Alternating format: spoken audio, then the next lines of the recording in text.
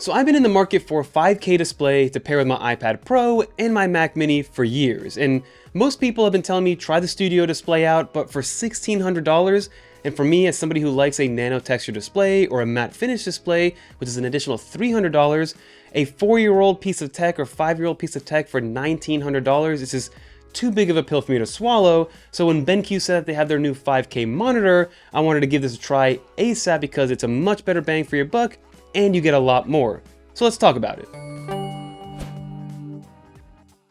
Be sure to check out my most recent video about using my iPad Pro and my desk setup because I do use BenQ's 5K monitor in that, and it pairs amazingly with my iPad Pro, so I highly recommend checking that out if you guys haven't yet. But I do want to run through the specs of the display so you guys can at least compare, apples to apples, no pun intended, because a lot of people are going to be putting this up against the Studio display. So this is a true 5K panel, so we're talking 520 by 2880, a 5K Retina display with 218 ppi. This is a 27-inch IPS panel. I'm coming from a 32-inch 4K, and honestly, a little part of me didn't want to go 5K because most of them are a little bit smaller than 32 inches, and I always thought to myself, I would never want to downsize my monitor, but after using this 27-inch monitor for the past 3 or 4 weeks, I've been absolutely blown away, and I don't miss the extra 5 inches of screen real estate because technically, I can actually fit a lot more in my 27-inch display because of the pixel density.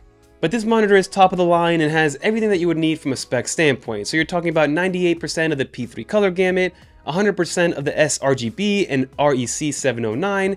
You also have a 2000:1 contrast ratio, and I know a lot of this is just numbers being thrown in the air, but I just wanted to kind of lay this foundation so you guys are aware that when you do compare this to other high-end 5K monitors, it's checking off every box because you want to make sure that you are if you are spending that 5K money. And to go back to that sentiment about missing my 32-inch 4K display or how I don't miss it, you're technically getting way more screen real estate, at least from a pixel density standpoint. When you go from 4K to 5K, you're getting an additional 77% increase in pixels. So even though it is a smaller display technically, like I said, I'm getting much more screen real estate. And then some final things to consider from the spec standpoint, you are getting 400 nits of brightness. I wish it was a little bit brighter, maybe get me to 500 nits or 550 nits, but for indoor use where I'm using this 100% of the time, the 400 nits of brightness is more than enough to be able to be used with my iPad Pro or my Mac Mini. And this does also support HDR10, which is going to be great for those videos as well.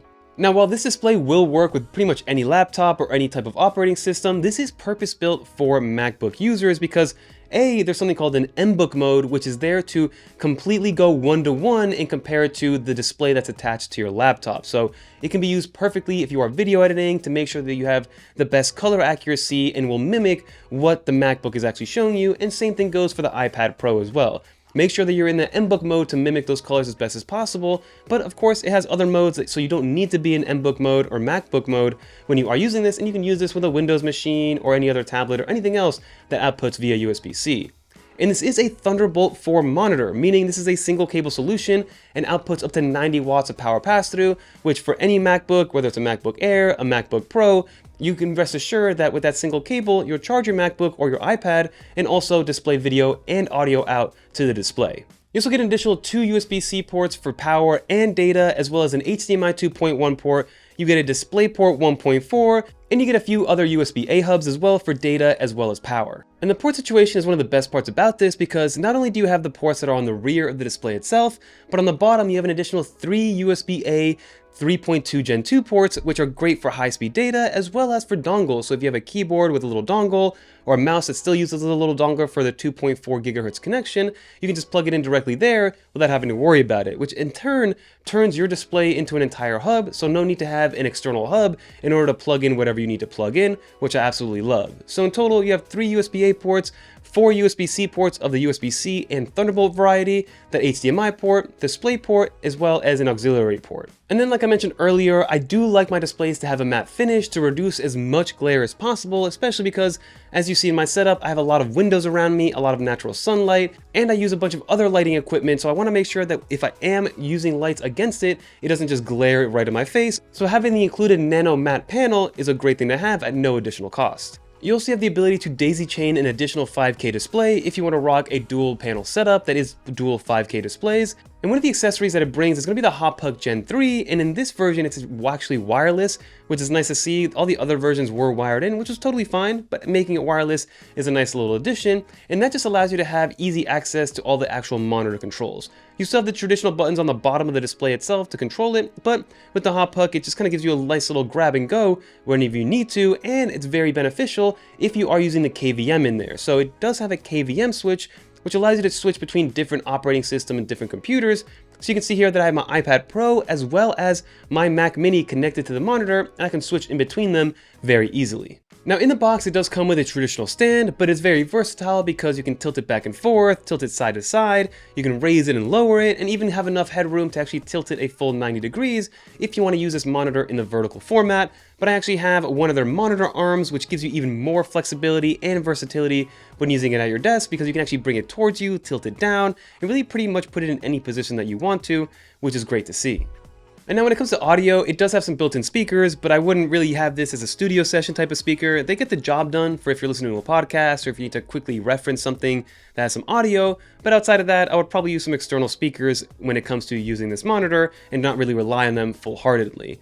And then secondly, I do wish, because the rear of this panel is actually this beautiful white color, and I wish that they brought that white color all the way around to the bezels and the side of the actual display to kind of have and match especially my kind of white and wood kind of look and aesthetic on my desk. But overall, it still looks great. The bezels are extremely small and it pretty much goes edge to edge. But like I said, I just wish that the white color extended past just the rear of it and went all the way around, maybe for their next model. So if you're comparing this to the studio display, not only is it cheaper, but you get more bang for your buck, you get a little bit more versatility. You have an abundance of different I/O and ports, and essentially turns your display into an additional hub. Versus the studio display, it has a few Thunderbolt ports, but that's pretty much it at that point. So I would definitely give the leg up to this brand new BenQ 2730S.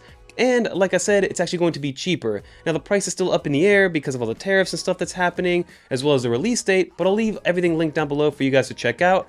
BenQ was nice enough to send this over to test out, to try out, and they're seeing this review at the same exact time than you are, and they had no editorial input.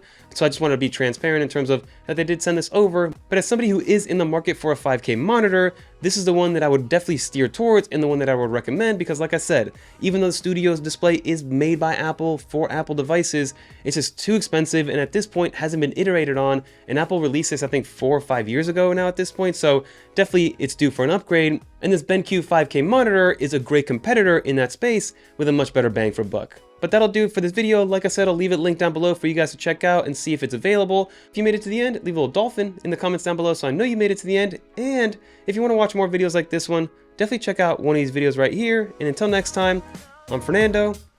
Peace, everybody.